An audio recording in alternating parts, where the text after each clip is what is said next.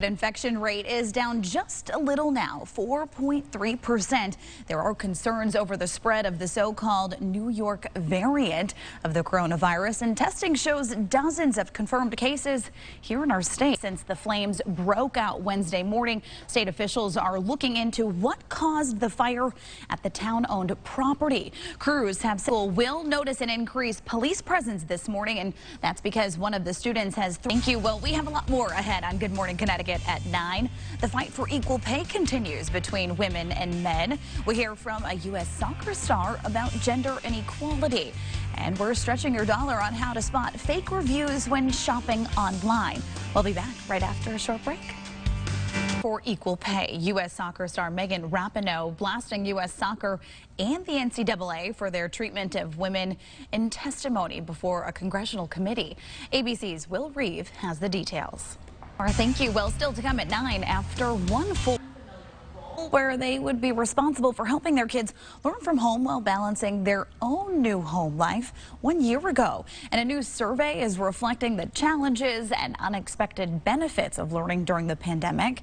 Joining us now to talk more about this, big changes are coming, and as more people go back to work and school, their pets may end up feeling neglected. News 8's Kent Pierce spoke to experts about avoiding those post-pandemic puppy problems. Deal that's built to last. Governor Lamont gathered with tribal leaders who run Mohegan Sun and Foxwoods casinos to discuss the deal they reached and the push to get sports betting and iGaming legalized in Connecticut. Now, this deal will mean a lot to the state's economy. News 8's Tina Detel joins us. Coronavirus in Connecticut, our state and much of the Northeast continues to see a rise in overall cases. Health officials point to more contagious COVID-19 variants as one of their main areas of concern. A somber anniversary as Hartford marks 1 year since the city's first COVID-19 death today. The victim's family is speaking out with an emotional plea. News 8's Maya Hernandez has the story. Our unemployment rate increased slightly in February to 8.5%, while the state added 3,000 new jobs. And in just about over prescription medications, that's one of the things fueling the opioid epidemic.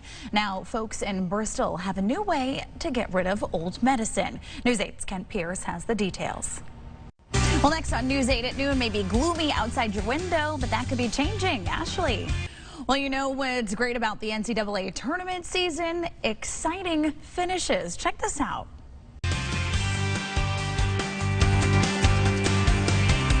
Welcome back. During the pandemic, more than 30% of New Haven students, which is about 6,000 of them, are being labeled chronically absent. And that's defined as missing 10% or more of days of instruction. News 8's Shayna Ferreira takes a look at how the district is addressing the issue. That was Shayna Ferreira reporting. Now, New Haven Public Schools, they're set to receive nearly $38 million in federal money for elementary and secondary schools and another $93 million from President Biden's American Rescue Plan. Much of that will go towards summer enrichment programs. Well, you're watching News 8 at noon. We're back right after this. Years ago today, surgeons at Hartford Hospital performed their first organ transplant, and since then, thousands of lives have been saved through organ transplants. Here to talk about this notable milestone, Dr. Glenn Morgan. Well, kids have been through so much this past year, and now they may have questions about recent shootings in Boulder and Atlanta. News 8's Sarah Cody brings us advice for answering those questions in today's Connecticut Families Report. As more people head back to work and to school, well, their pets may be feeling neglected. News 8's Kent Pierce spoke to experts about avoiding post-pandemic puppy problems. Well, that does it for News 8 at noon. We'll see you back here for News 8 at 5 and 6. Enjoy the sunshine, everyone. Have a great day. Thank you. The governor and tribal leaders are hoping to bring online sports betting and gaming to the state by the start of football season this coming fall. News 8's Tina Detel has the details of what's being called an historic agreement announced from Norwich City Hall. Abandoned mill in Enfield, that historic building has been torn down. Senator Chris Murphy delivering remarks on the Senate floor, honoring the victims of gun violence and advocating for stronger gun control laws. Biden holding his first formal news conference since taking office. He says he plans to run for re-election in 2024. He also talked about COVID and immigration. Here's ABC's Mary Ellis Parks. Well, today marks 200 years since Greek Independence Day. The country gained its independence on this day against anti-Asian hate in New Haven. Today, a story of an inspirational police officer. This is Sergeant Chris Tyler. He's in the fight of his life against a rare brain tumor. Now, it's taken so much from him, but not his spirit or his will to live. Here is News 8 Chief Political Anchor Dennis House.